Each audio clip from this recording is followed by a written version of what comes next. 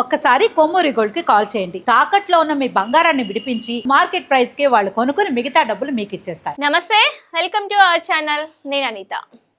So ఇవాళ రేపు మనకు ముఖ్యంగా ఒక ప్లేస్ నుంచి ఇంకో ప్లేస్కి వెళ్ళాలి అంటే ఎవరు పబ్లిక్ ట్రాన్స్పోర్ట్ యూజ్ చేయట్లేదు, పర్సనల్ ట్రాన్స్పోర్ట్ కూడా యూజ్ చేయట్లేదు.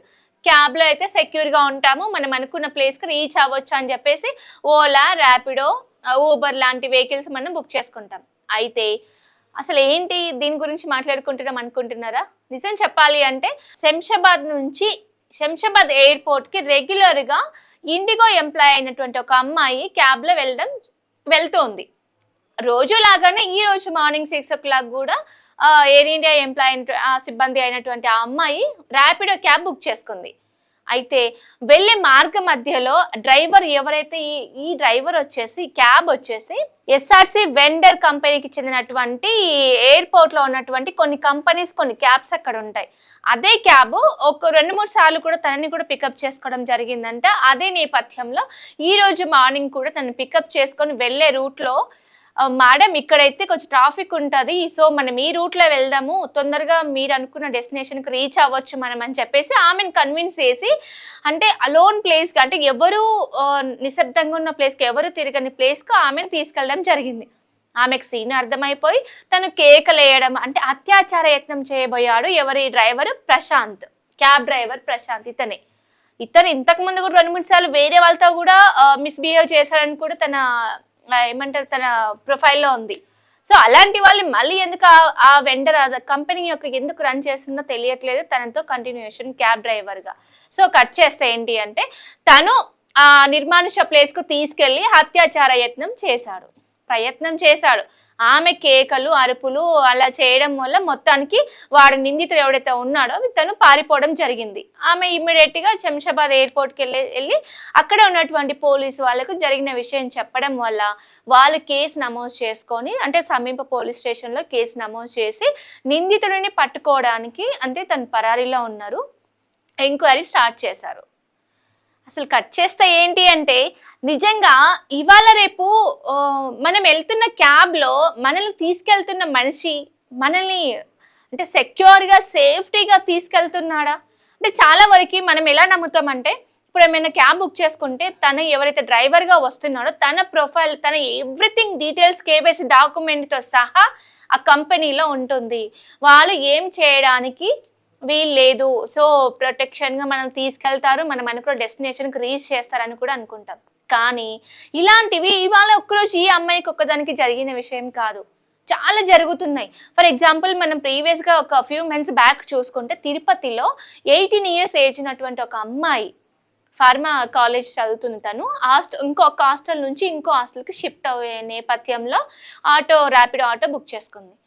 ర్యాపిడో ఆటో బుక్ చేసుకుంటే తను డెస్టినేషన్ తీసుకెళ్లకుండా ఇలా వెళ్తే కరెక్టు, ఇలా తొందరగా రీచ్ అవుతాము, ట్రాఫిక్ ఉండదని చెప్పేసి ఆ అమ్మాయిని బలవంతంగా ఏదో హోటల్కి తీసుకెళ్ళడం, అక్కడ తీసుకెళ్ళి ఆ అమ్మాయి మీద అఘాయిత్యం చేయడం, అత్యాచార యత్నం చేసి ఎవరికైనా చెప్తే నేను నిన్ను చంపేస్తానని చెప్పేసి ఆ చిన్న అమ్మాయిని బెదిరించాడు. తను ఏం చేసింది, 2-3 రోజుల తర్వాత వాళ్ళ ఫ్రెండ్కి చెప్తే వాళ్ళ ఫ్రెండ్ ఈమె ఇద్దరు కలిసి వెళ్ళి పోలీస్ స్టేషన్కి కంప్లైంట్ ఇవ్వడం జరిగింది. తనని ఆటో డ్రైవర్ ఎవరైతే ఉన్నారో తనని అరెస్ట్ చేయడం కూడా చేశారు. సో నిజం చెప్పాలి అంటే ఇవాళ రేపు లేడీస్కి సెక్యూర్ ఎక్కడ ఉంది? మనం బుక్ చేసుకున్నటువంటి క్యాబ్లో మనం సెక్యూర్గానే వెళ్తున్నాము, మనకు టెన్షన్ లేదు, చాలా జాగ్రత్తగా వెళ్తున్నాము అనుకుంటాం. కానీ ఎవరైతే ఇలాంటి ప్రశాంత్ అనే లాంటి కొద్ది మంది డ్రైవర్స్ ఉంటారో వాళ్ళ వల్ల ప్రతి ఒక్కరికి నష్టమే కదా. వాళ్ళు వెళ్తూ అమానుష ప్లేస్కి తీసుకెళ్ళి ఇంకేమైనా చేయొచ్చు, అఘాయిత్యం చేయొచ్చు, ఆత్మహత్య యత్నం చేయొచ్చు కదా. అలాంటప్పుడు మనకు సంబంధించినంత వరకు మనము కూడా ఎంతో కొంత సేఫ్టీగా ఉంటే బెస్ట్. సో దానికి ఏంటి అంటే ఇప్పుడు మనం ఫర్ ఎగ్జాంపుల్ క్యాబ్ బుక్ చేసుకొని మనం రైడ్ ఇంటి దగ్గర నుంచి స్టార్ట్ చేసాం. మనం స్టార్ట్ చేయగానే ఇమ్మీడియట్గా మన లైవ్ లొకేషన్ మన ఫ్రెండ్స్కో, మన ఫ్యామిలీ మెంబర్స్కో, మన రిలేటివ్స్కి, ఎవరికో ఒకరికి, అంటే మనం ఏమైనా ప్రాబ్లంలో ఉంటే ఇన్స్టెంట్గా వచ్చి మనకి హెల్ప్ చేసే ఫ్రెండ్స్ ఉంటారు, మన ఫ్యామిలీ మెంబర్స్, మన అమ్మ, నాన్న, అక్క, చెల్లి, తమ్ముడు, ఎనీవన్ వాళ్ళు ఉంటారు. వాళ్ళకి షేర్ చేసుకుంటే మనం ఏ సిచ్యువేషన్లో ఉన్నాం, ఎక్కడికి వెళ్తున్నాం, ఎంత దాకా రీచ్ అయ్యాం, ప్రజెంట్ నువ్వు ఎంత దూరంలో వెళ్తున్నావు అనేది కూడా వాళ్ళు చూసుకోవడం జరుగుతుంది. అంటే అట్లీస్ట్ ఎంత కొంత సేఫ్టీ మెజర్మెంట్స్ అన్నట్టు ఇది. సో కొంచెం మన వరకు మనల్ని మనం ప్రొటెక్ట్ చేసుకునే అవకాశం ఉంది ఇది.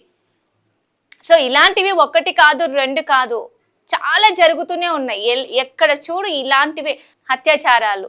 ఎక్కడ చూడు అమ్మాయి కనిపిస్తే చాలు, వర్క్ చేసే ప్లేస్ కానుంచి బయట కాలేజ్ కావచ్చు, వర్కింగ్ ప్లేస్ కావచ్చు, ఇంట్లో కూడా కావచ్చు. ఇంట్లో ఇవాళ రేపు ఎంత క్రూరంగా తయారవుతున్నారంటే ఒక తండ్రియే తన కూతురు మీద అఘాయిత్యం చేయబోతున్నాడు. అసలు వినడానికి ఎంత విడ్డూరంగా అనిపిస్తుంది.